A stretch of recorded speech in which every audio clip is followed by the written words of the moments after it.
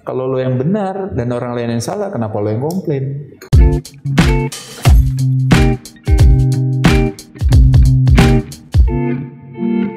Tapi saya penasaran, Beli kan waktu itu atlet bulu tangkis, akhirnya milih jadi panco, kemudian bisa binaraga. What can actually make you decide? Karena banyak anak muda di luar sana bingung gitu loh mau decide what they actually want sih. Sebenarnya waktu itu kayak sederhananya cuma gampang aja. Waktu dulu saya badminton saya kalah terus gitu kan. Yang gampang aja. Waktu saya volley saya kalah terus gitu. Begitu saya panco saya menang terus gitu. Begitu saya binaraga saya menang terus. Jadi saya pikir ya udah ini mungkin bakat saya di situ gitu aja. Jadi akhirnya saya tekuni, saya pelajari, saya tekuni. Nah yang saya syukuri daripada olahraga binaraga itu ternyata kemenangan sesungguhnya yang saya dapat itu adalah bukan si juara dalam hal simbol pialanya itu. Oh, bukan juaranya? Iya, justru yang saya dapatkan itu adalah apa? Kesehatan yang saya dapatkan sampai hari ini, kemandirian akan sehat, kecerdasan saya akan sehat.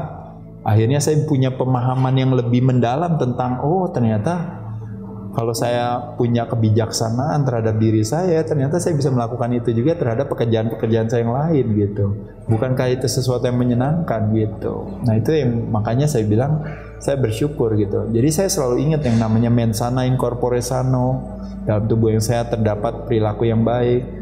Berbicara yang namanya kalau istilahnya orang bilang bodybuilding is important for nation building. Masculinity is supposedly go hand in hand with vitality and health. Bahwa health is not a destination, health is a fundamental requirement. Kemenangan sesungguhnya bukanlah ketika kita bisa mengalahkan orang lain atau lebih baik dari orang lain, tapi kemenangan sesungguhnya adalah ketika kita lebih baik dari diri kita sebelumnya. Itu jadi akhirnya olahraga ini, di binaraga ini, di mana saya challenge diri saya melawan diri saya sendiri, tangan kosong, nggak pakai drugs, anabolic steroids, performance enhancement, saya nggak pakai.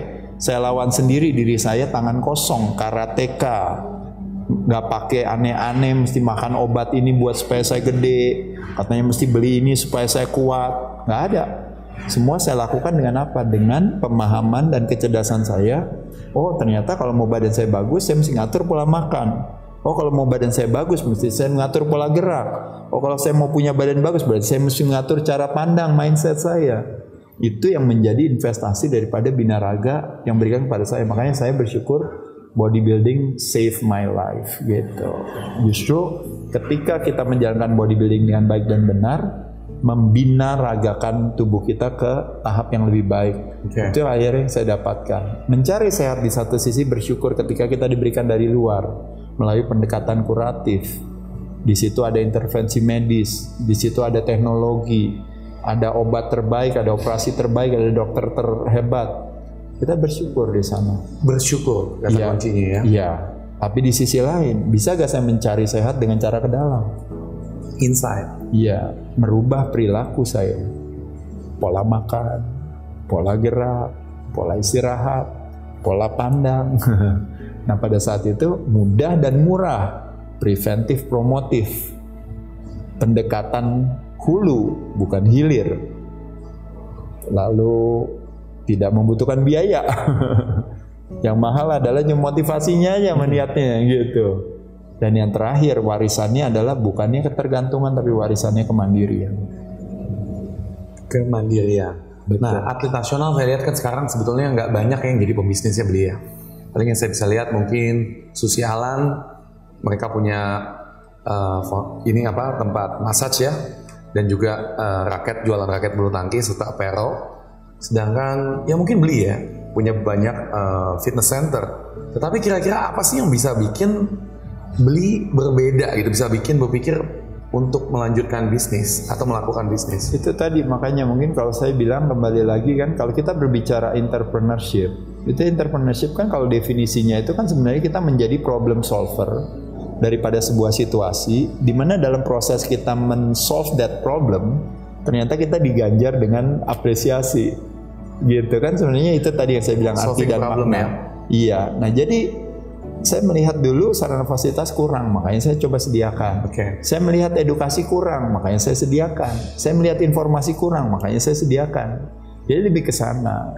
Tapi kalau saya dibilang misalnya saya seorang pebisnis yang handal, ya jawabannya enggak. Orang saya banyak yang bangkrut juga gitu. Tapi saya bersyukur dengan berjalannya waktu, ya kan orang bodoh juga bisa pinter gitu. Jadi saya pelan-pelan juga ya belajar juga lah hal lain. Dulu juga punya gym ya nggak laku atau susah.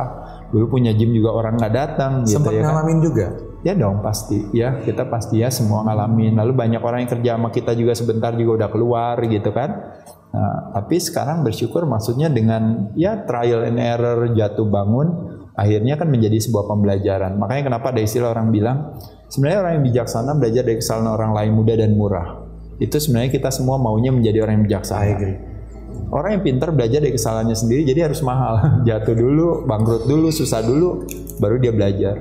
Tapi orang yang bodoh tidak pernah belajar dari kesalahannya sendiri. Tapi kalau ditanya kenapa orang bodoh tidak mau belajar dari kesalahan sendiri, karena sebenarnya tidak ada orang yang bodoh.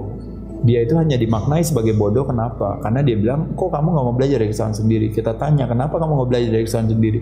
Jawabannya adalah karena bukan salah saya. It's outside. Salah orang lain, kenapa jadi gue yang mesti harus merubah? Nah gitu. Nah jadi cerita ini memberikan satu reminder kepada saya setiap hari, yaitu adalah bahwa hati-hati kalau seandainya saya bermain di kondisi yang namanya blame game tadi. I'm gonna be end up as a stupid person di mata orang lain. Jadi jangan pernah setiap kali kita punya masalah, langkah nomor satu nyalain orang, nyalain situasi, nyalain pemerintah, nyalain macam-macam. Udah, kita lebih baik apa? Belajar aja dari situasi itu yang susah, kira-kira hikmahnya apa? Gitu. Nah dari situ kenapa saya berusaha untuk mau belajar dari kesalahan kita atau mencari kesalahan kita untuk kita perbaiki, karena kembali lagi problemnya sama blame game itu selalu kalau kita salahin orang lain berarti pasti yang benar kita, makanya kita bermain di justify game. Blame and justify game itu selalu beriringan.